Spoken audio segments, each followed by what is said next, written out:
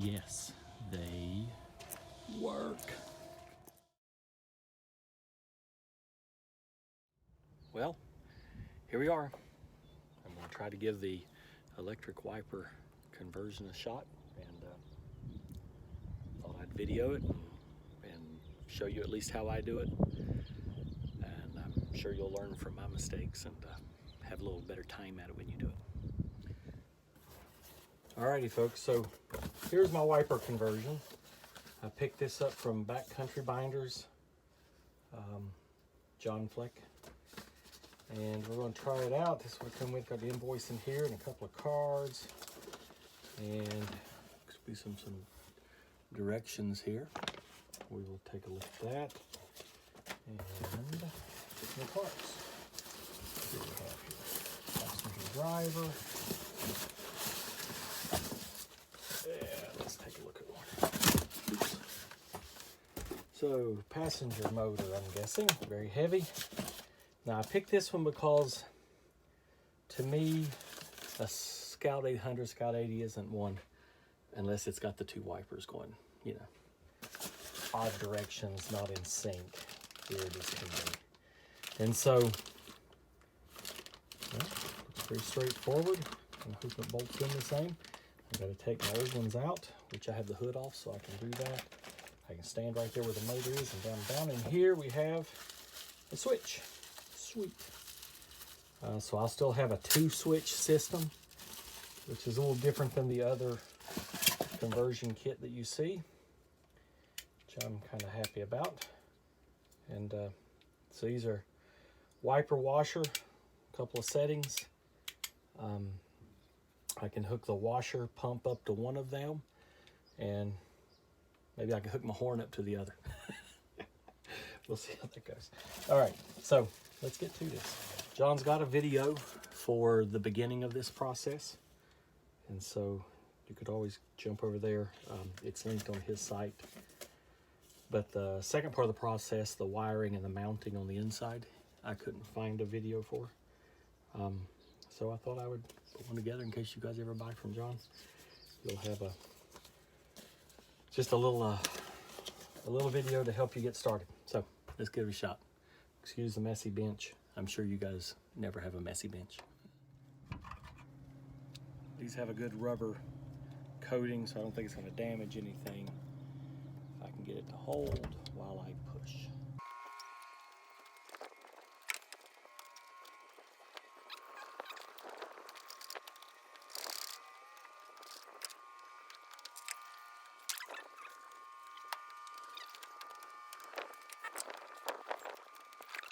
Little movement.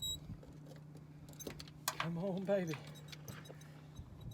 Yeah, I don't think the clip is holding anymore. Ha ha! Yes. One down. So now you can see the little pin I was pushing back with my handy dandy windshield wiper remover tool. The key was to get it right in there and push that back so that it would release from the lip of this. Okay, so it's kind of behind. So now we'll take the roll pin out so that we can remove this cap thing. And what I've got here is a tip off of an old dart that I have flattened the end. I've used this a couple times for this kind of thing. And seems to be going into the hole and not resting on the top.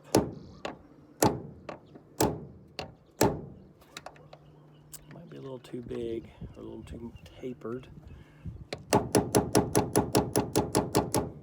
doesn't seem to be hitting it. Let me grind a little more of that off. Okay, try it again. I made it a little thinner.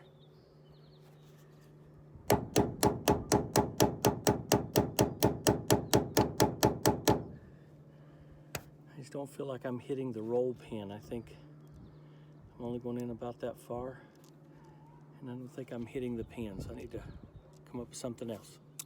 Well, so what I have now is my little drill bit that I broke a long time ago. I'm trying it, but it's still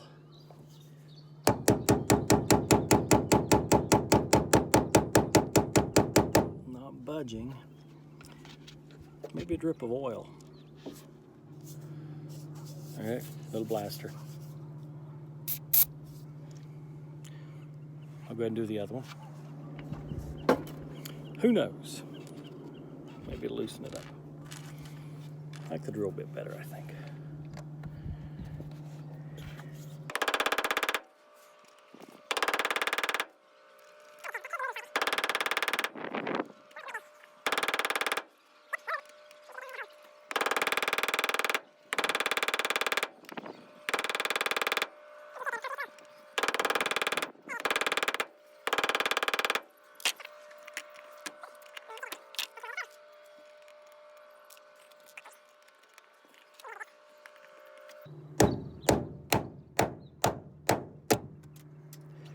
Yay! No! It went down the ground. Ah!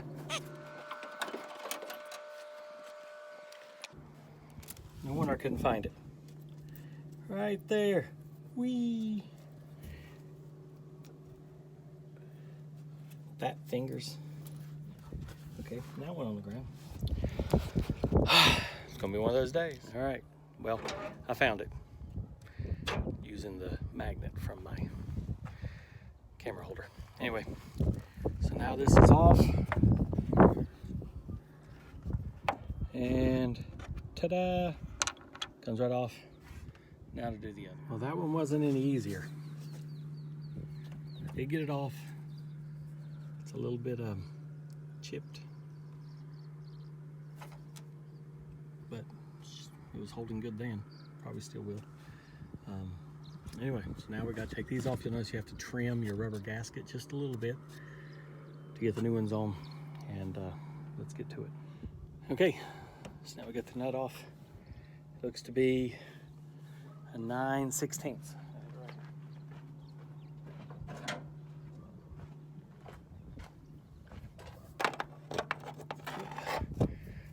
It's pretty loose as it is. For now, I can probably get the rubber gasket to lift enough to get it off. Done and done.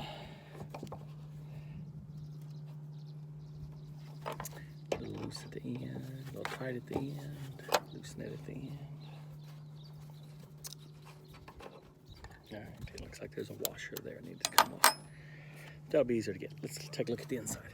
Okay, here on the inside now, we just have to pull the vacuum wiper through. It looks like there's a couple of screws here and there, but really they're not connected. They just slide back in two holes to keep this from spinning. So you don't do anything else. Take that off and there you go. And that one's out. And I'll have that one to go. All right, so out with the old and in with the new.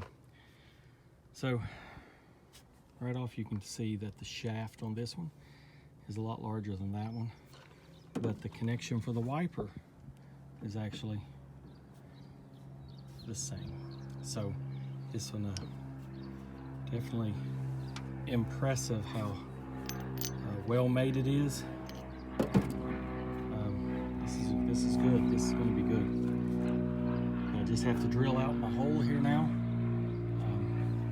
to make this fit through, and do the same thing on the other side. Okay. Okay. So now we're going to drill the hole out.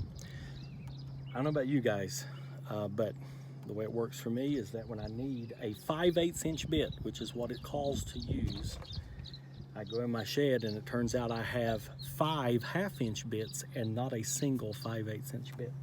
And since I'm in quarantine because of COVID-19, I don't have it. I just flew to Alaska from the lower 48, and the state mandate is that we do 14 days of quarantine. I can't go to the store and buy one. So I'm gonna try to wallow it out just a little bit. We'll see if that'll work for us. Who knows?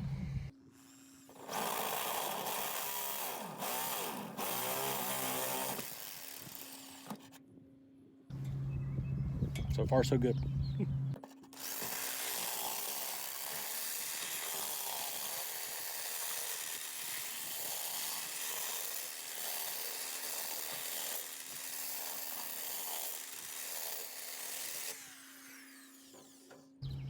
Let's check. Oh, so close. It's going to take a little bit more.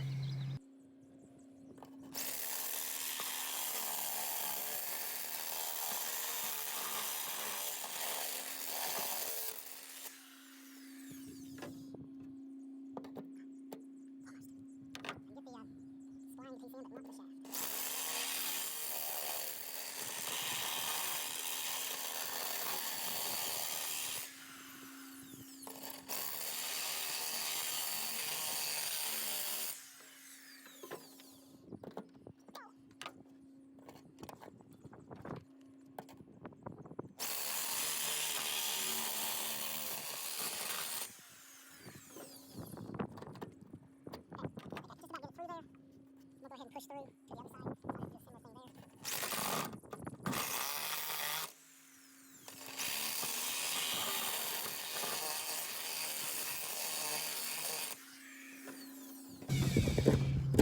there. And it's good.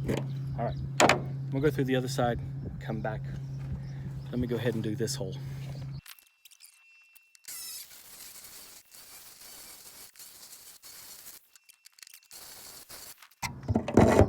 Perfect. Perfect. And considering I wallowed them out, not too bad. Not too bad. I'll clean up the burrs there a little bit, and we'll go see you on the inside. Okay, so I'm getting ready to install the driver's side. I've put a little bit of paint on the hole just to keep rust from taking over. And I've labeled my wires towards the end. Problem is when you put this in, it goes against the windshield. It's really hard to see what those labels down in there are from that direction. It makes good sense looking at it this way, but it's hard that way.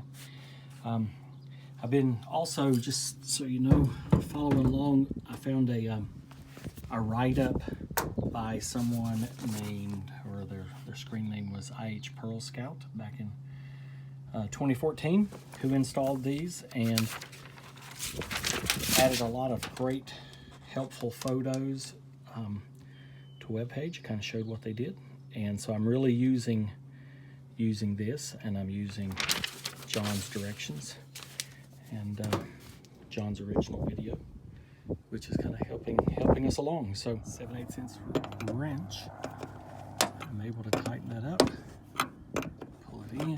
Hard to do it while holding a camera.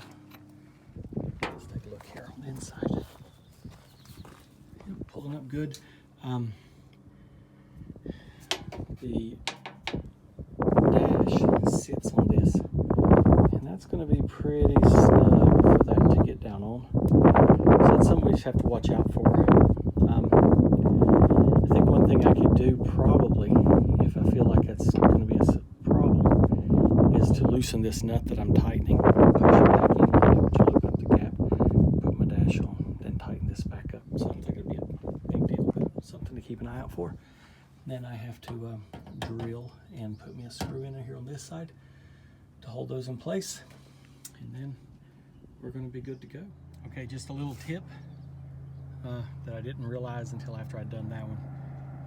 It'd be a whole lot easier if you go ahead and put that washer in place under the gasket slightly while you slide your post through, rather than try to bend the gasket up and over it, which was not easy. All right, so I got around to finishing up the wipers today.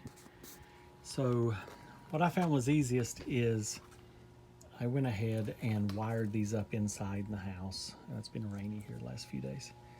And so I put my connectors on the ends. They're numbered back in here, but they're hard to see. So I put tape on them and numbered each of my wires. And then using the directions here from John Fleck, we wired it up. So here's my switch. And you'll see, first off, the B power wire.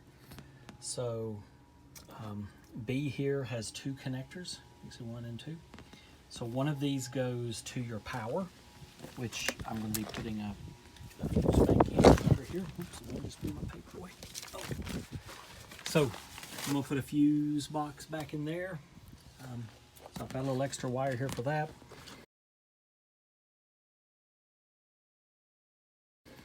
Then the others, let's see here, we have, based on his directions, they were pretty clear.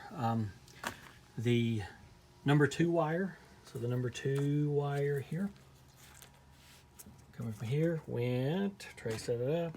Number 2 wire went to the low, and you can tell the low because there's a little L imprinted there on the back. And then there was, for the number 3 wire was the high wire, so it goes down to the H. And washer, that's that center post there, the center one. And it would go to old push button washer, and I have one in the Scout over there, but it's already hooked up with the pump direct. So these switches you can push in and it would make the washer work, but I'm gonna leave the original in place. And then if you ever have something you want that's intermittent, like only works when it's on, you could actually wire it to the back of the switch, and I don't know what that would be exactly, but if you needed it, you could do that. So anyway, they're going in. I've got the other one in already. Walk around the Scout here, and I've got it here in, and it comes with the knob, you know, that I need to hook on. But I'm thinking what I'm planning to try to do is take the original and in my drill press drill the hole out a little bit larger so it'll fit over this post, and use my original knobs. So my goal is to get the wiper knob to go on there, so it can be the original. We'll see how that goes. But so far, really easy install. I'm grounding them here to the screw. The one thing you got to remember in his directions, it says you mount this one level with the top, but over there we're going to mount it 1 inch lower, so it goes down 1 inch, and I suspect that has to do with the travel of the wiper blade. I'll know more after I get the blade. Here is the electrical fuse panel on the passenger side, and it was just one off of Amazon. So I did have to trim the glove box to get it in. Not sure what I'm going to do there. I'll come up with something. But overall, I mean, it's still not bad. Sun's shining in there, making it hard to get a good shot. It's still not bad. You can kind of see the motor sticking down there. I will say it's very tight in here. I put a little piece of pad on top of the motor themselves. I mean, just a very thin one, just so it wouldn't be rubbing metal to metal. I used my knobs, my original knobs, drilled them out to fit the new switch, and even used the original tightening nut. So we've done on both sides. So now my wife can clean her window when she wants to. And I don't have to. And then the switches for the push for this the water squirter, window washer fluid, they're there. I don't have it hooked up yet, and I probably will end up just re-hooking up the original button here, and not using these because it'll drive me nuts not remembering which one it is. And we'll get a new light switch at some point, and new gauges because those are not original. But for now, most of them work. The only one not working is the fuel. Anyway, overall, I'm really pleased. It's from Backcountry Binders. Gives you the original kind of unsynchronized stuff, which I love. So there you go. I got my steering wheel off for a different reason. That's not it. All right, there we are, folks. Project complete on Nugget the Scout. Maybe we'll see you going across country. I'm gonna drive this thing from Bethel, Alaska to Virginia, but probably next summer. You know, COVID. Thanks anyway. Appreciate you watching. Subscribe if you're interested in our trip, and we'll be posting a few photos along the way and videos. So take care.